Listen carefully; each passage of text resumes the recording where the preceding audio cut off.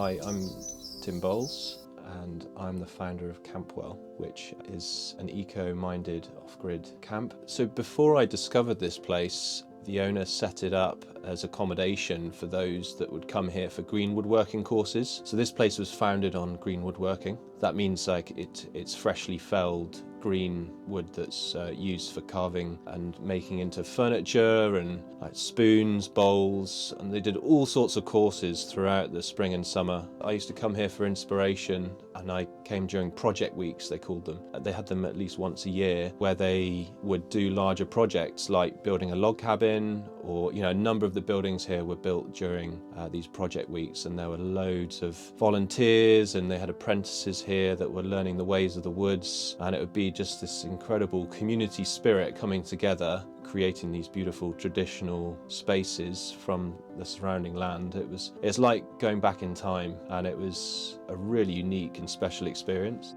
4 years ago, the landlord, Tim, who's a friend of mine, asked me to take it on. It's since become a place for people to come and rest, recover, feel inspired.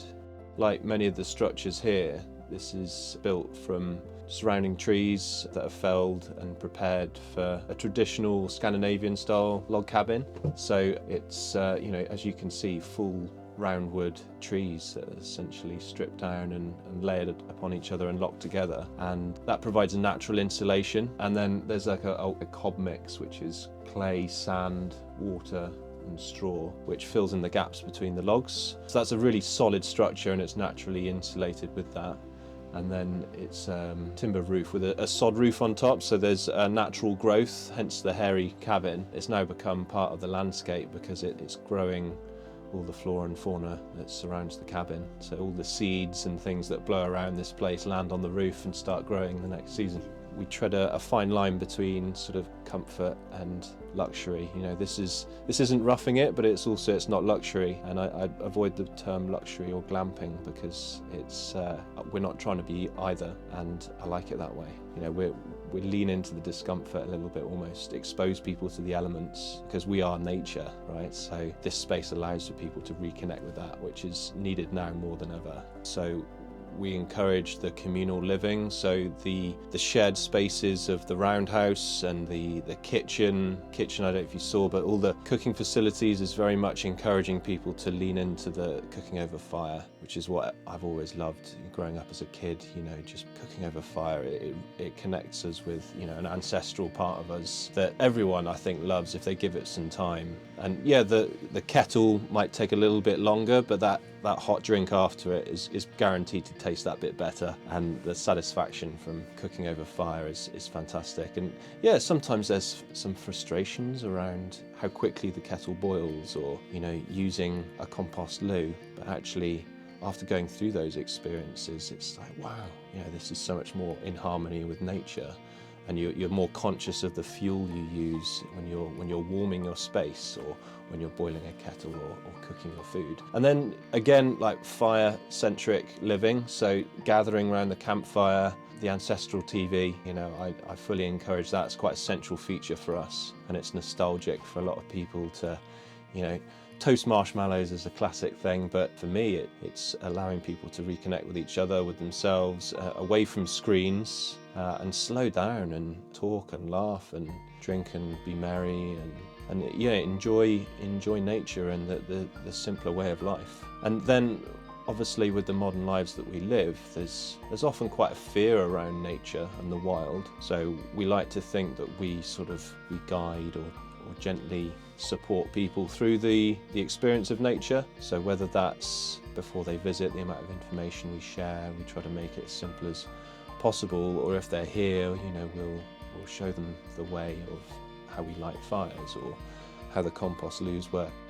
When I took the site on, there were already a number of compost loos, and we're used to using them over at our farm site as well. Because we're off-grid, they just made sense, and they're really eco-friendly, obviously. When I took on the site, I needed to have more toilets and showers provided. The other Tim and I made a plan to put some more in, and the tree shack, which is right opposite here, was Tim's idea. It was raised into the trees on the side of a valley, so that you're suspended in the trees, And I said, well, if we're going to do that, can you leave, one end of it open? So if you choose the right loo and shower, you're open to the beautiful view of the woods. Yeah, it's a real loo with a view, and that shower is something quite special as well.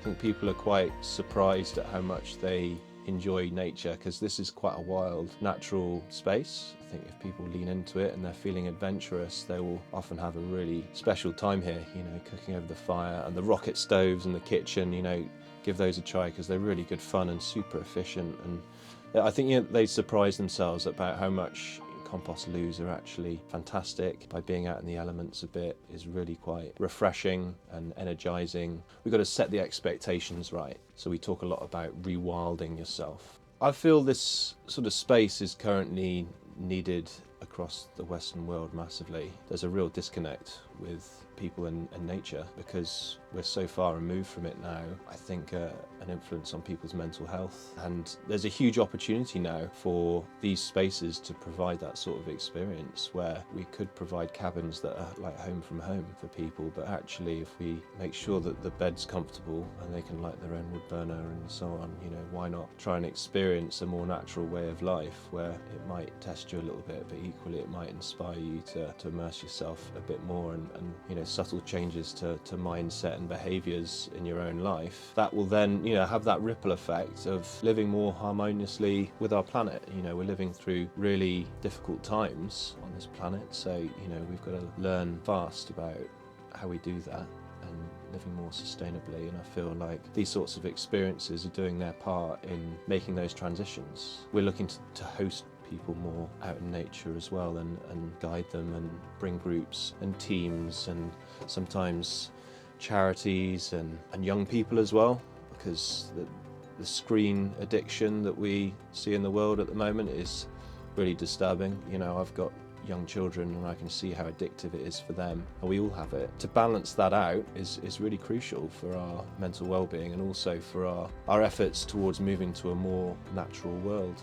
We can thrive with nature. With both our sites, I've always been avoiding signage. I just feel like we have enough messages in our vision all the time. Everyone's wanting our attention, whether it's devices or when you drive down the street, we're just endlessly being demanded attention from people and things. So we've tried to keep it super stripped back. I guess our approach is a bit, we've got you, but you've got this, which is, I think people have instincts if they're to sit with it, and we do provide a lot of information for arrivals, so if they are nervous they can watch our video on how to make a good fire, and we provide handbooks in the spaces and in the kitchen just for people to refer back to, so like an instruction manual, so that they can have a play. And we do have gas hobs. I'd rather not, but we have a lot of guests that want to cook on gas hobs, and I get it, it's convenient, and I'd love for people just to cook on fire and rocket stoves, but I think we'd get some negative feedback if we were to only provide those. So yeah, I guess it's all part of that careful balance between providing comfort and modern conveniences versus what's natural, what's inspiring, and how things should be more in the future.